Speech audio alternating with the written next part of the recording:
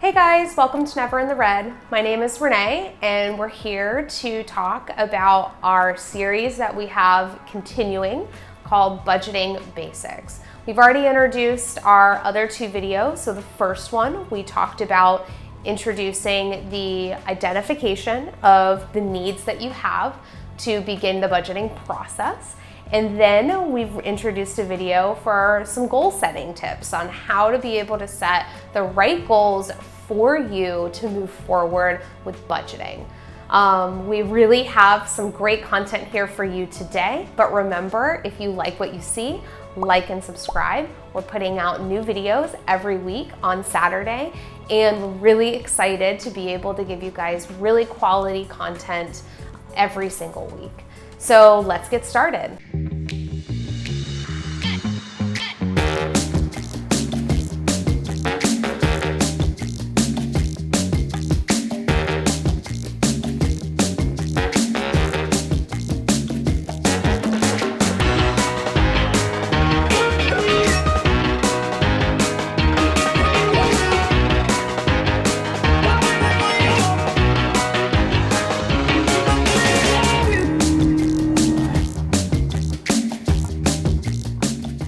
Okay guys, let's get into it. Today we're gonna be talking about organizing. So this is probably the most technical day that we're going to have, as we are talking about basics of budgeting here. So I'm not gonna throw the whole kitchen sink at you guys with, every single way that we can organize this and how to get all of our numbers 100%.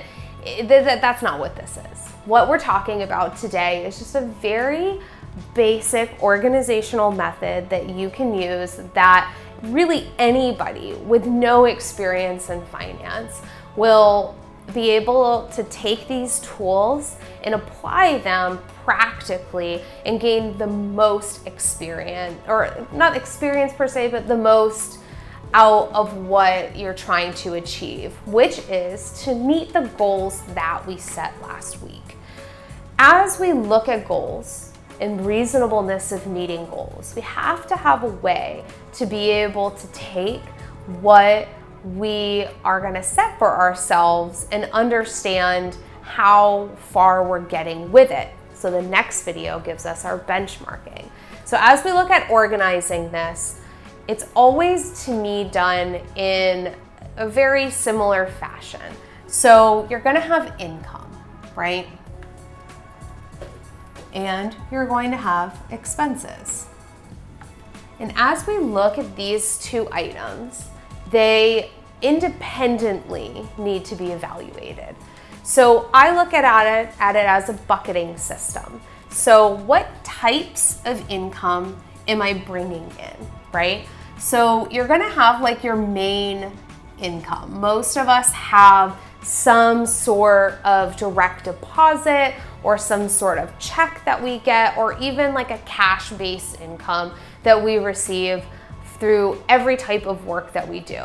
And that type of income, you should be able to assign a dollar value to it. And then you could have maybe a secondary income. And maybe even some of us have more, etc., etc. So effectively, you need to bucket this out. And so being able to understand exactly where you're coming from and what you expect to receive, and this is going to be on a monthly basis. So let's really continue that thought process with goal setting. We do it on an annual basis. With organizing our budget, we do it on a monthly basis. So understanding what our income is monthly, and then coming over here and understanding what our expenses are monthly.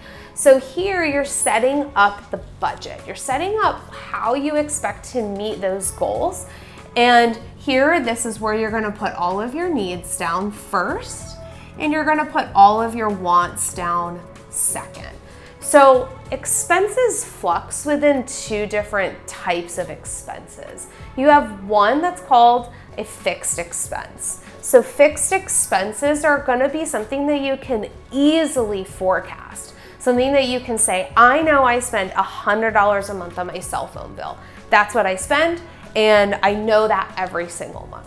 But then you may have a variable expense, something like food, where you could spend more one month or less another month. It's not contractual, and it's something that can give a little or take a little more. So here you really want to be able to get on average what you think those expenses will look like. And once you've sort of labeled all of them out, and this one, I would say, is gonna be a lot longer than this one will be. You'll get down here and you'll come up with another number. So when you take these two numbers together, you're gonna say, what's my revenue? What's my expenses? And then you'll come out with a delta, with the difference of what those two things are. And so here, we do want this to be a positive number, because a positive number means that we have something left over. And so this something that's left over will potentially allow you to start to achieve some of your goals. Like a positive number down here could mean that you're gonna take this and you're gonna put it into a savings, like a rainy day fund, or you could put it into some sort of fund where you're saving for like a car or some sort of event.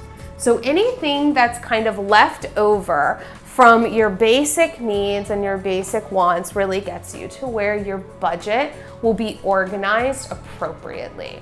So labeling all this out in Excel is the top #1 method that I would suggest that you use.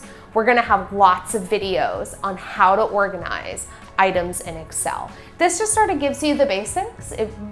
Obviously budgeting basics, so basics on how to do this, but really the structure of this will be the same regardless of if you do it on paper or if you do it in Excel. I really hope that you guys enjoyed the video. Remember to like and subscribe, and we're gonna get on to the next video here very shortly to wrap up the basics of budgeting for you to be successful. Thank you so much. See you guys next time.